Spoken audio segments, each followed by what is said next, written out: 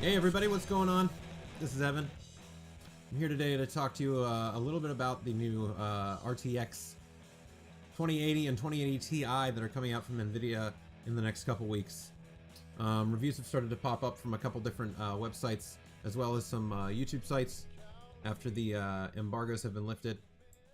So I figured I'd give you a little bit of a reaction to what I'm seeing from these, and to let you know my feelings on these launches, and if these new products are really worth it to people like you and me that are just kind of average gamers. We're not at the top end. We're not, PC Master Race elitists that need the absolute top performance that we possibly can. If you are and you feel like going in on these, then feel free. I'm not here to tell you what to do. I'm just here to share my opinions on these products and give you some of my feelings and let you make a decision based on that if you value my opinion. So let's get into this real quick. Okay, first off, let's talk about a little bit about what makes this line different than the previous line. Okay, so we had Pascal last generation, which was about 2 years ago, in which case the 1000 line was delivered in the 1060, well, 1050, 1060, 1070, 1080, and the 1080 Ti. At launch, it was the 1080 and the 1070. They were both announced, with the 1060 and 1050 coming out a little bit later, and then at the end, the 1080 Ti. With this generation, what we're looking at is the 1080 or the 2080 and the 2080 Ti being launched at the same time, being announced at the same time, which is a bit different. Usually NVIDIA likes to deliver the Ti variant much later, after the rest of the line has been announced. And so what does the RTX line deliver over the previous generation? Not just a performance increase has been promised, but also real-time ray tracing, which has been a unicorn in computer graphics for quite a while. The promise of ray tracing is immense in terms of overall image quality. It gives probably the best quality that you could possibly have in terms of lighting, reflections, shadows, just general.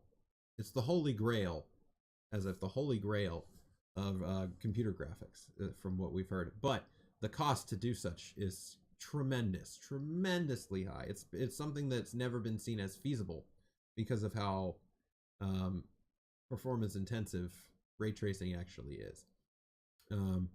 So what they've done is, rather than ray trace an entire scene, which is what we've seen in previously, where people have been talking about how it's going to be impossible to get this kind of performance from ray tracing.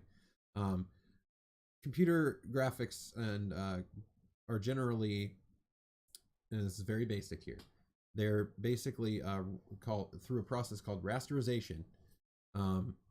Your graphics card will take, graphics card or game engine, I'm not sure at which level this all happens. Like I said, I'm not hugely into architecture, but I do, follow games and, tech pretty decently.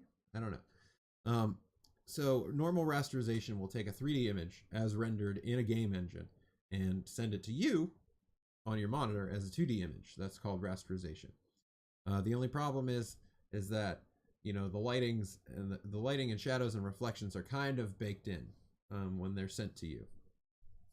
And what ray tracing does is it allows a normal rasterized image to exist, and on top of that, you're given ray traced lights, shadows, and reflections to give you more accurate lighting, shadows, and reflections at a much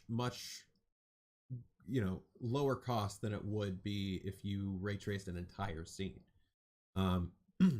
Though the performance hit for ray tracing is still relatively high, as we'll talk about later on. Also, with Turing, which is the new line, is the previous line, the 1080 line, was called Pascal. This line is called Turing. And in Turing, they give you what are called tensor cores, which perform lightning fast, deep neural network processes I'm reading this from a website because I don't know exactly what it is, but I do know that it's supposed to give a huge performance jump whenever implemented in games. So it's important to talk about, especially because we've from what I've seen, people are saying, based on their reactions to these reviews are, yeah, but what about DLSS? It's going to be great when it happens. So I think it's important that I give a little bit, a very, very basic explanation of what DLSS is. So it's DLSS stands for Deep Learning Super Sampling. It applies deep learning and AI to rendering techniques, resulting in crisp, smooth edges on rendered objects in games. Basically, from what I've seen, is it's going to be anti-aliasing and super sampling at a much, much, much reduced cost to what we know now, based on these tensor cores and the neural network processing that they provide. Like I said, super basic, but these are the two features that have been touted as the most, future leaning features of the new Turing graphics cards. So yeah, that's a little bit of background on that. Let's get into the reviews. So this one is from PC Gamer, and as you can see, they've given it an 81. And we'll go through the positives and the negatives. 4, fastest single GPU. It's built for the future based on the new technologies that are supposedly going to be implemented.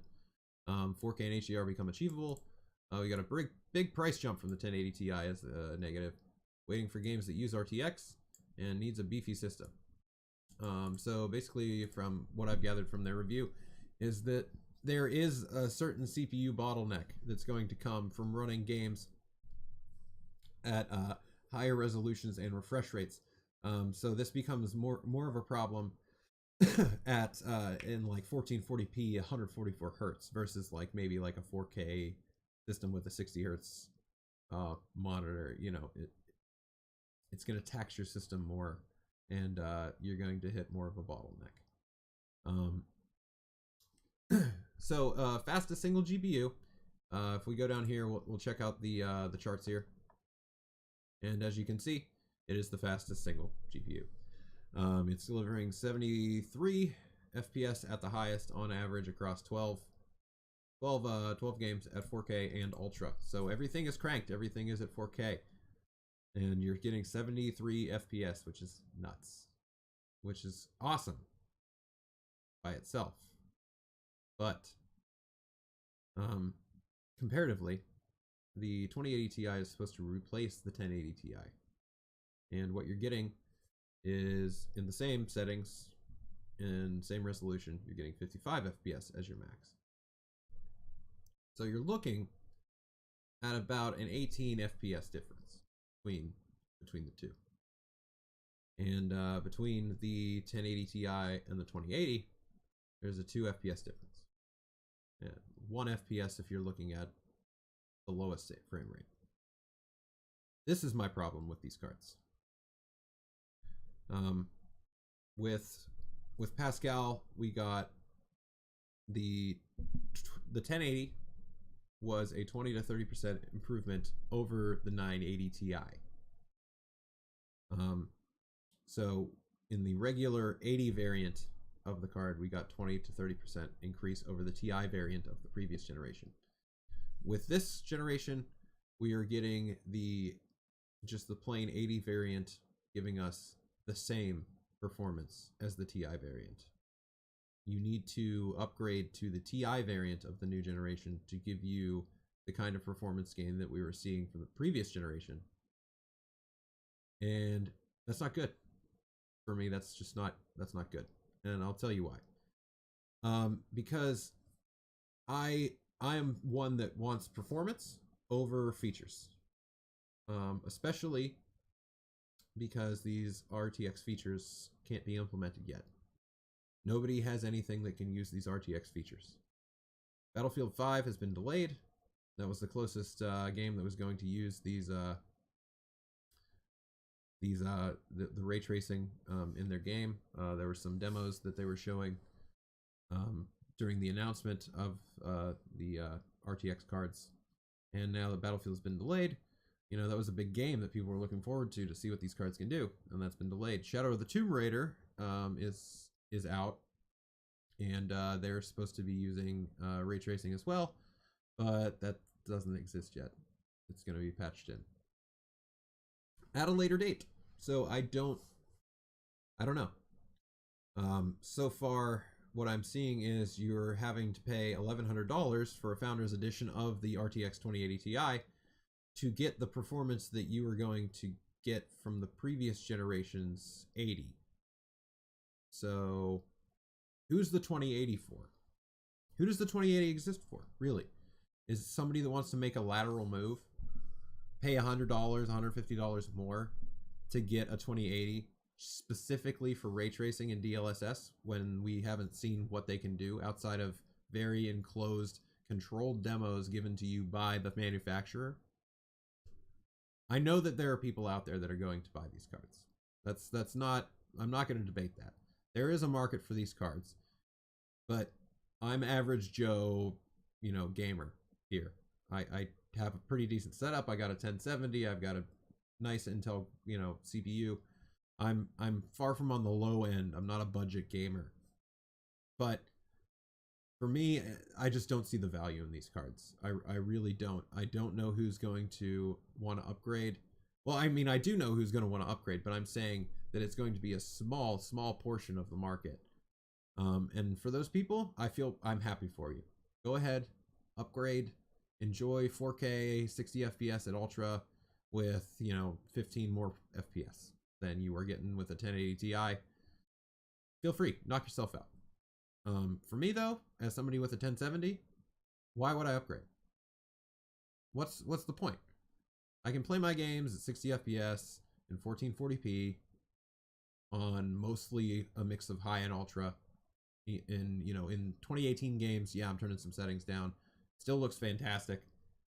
I'm still getting 60 FPS. Why would I want to go out and buy a 2080? Why would I want to go out and buy a 2080 Ti? You know, I've seen the videos. I know what the promise of ray tracing is, but I need to see it in real life. I need to see people like Linus and, you know, others get their hands on this stuff. And from what I'm seeing, me and Linus here share a very similar opinion on these things. It's just the features aren't here. So what good are they? We can't tell how good the features are, how much of a difference they make. So why buy into them? Now there's going to be people that are going to go into it, like I said, and buy in with blind faith because they like to live on the bleeding edge. They want to have the ray tracing. They want to have DLSS. They want to be able to, you know, have the greatest performance they possibly can at 4K 60 FPS. For them, that's great. But for a budget conscious gamer such as myself, I don't see a reason to upgrade from my 1070. And I've seen that sentiment delivered across many forums, many YouTube, you know, comment sections and stuff like that. The general gist of it from those that I would consider, you know, your mid-range average gamers are, I'm going to skip this. And I get it, you know, and the people that have said that they're definitely upgrading are all people that I've seen with 1080 Ti's already. You know, there are already people that were willing to dump, you know, $1,000 to $700, which is the current Ti price. They were willing to dump that into their system pretty freaking recently. And now they're deciding, well, I'll just dump another $1,100 into my computer because I want this. You know, L2P plebs, get good.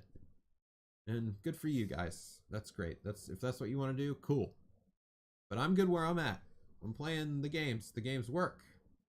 And I don't really need to put my faith into a feature that I haven't seen yet. To features that I haven't seen yet. With DLSS, yeah, it's supposed to give you, you know, 2 times the performance, and I need to see it.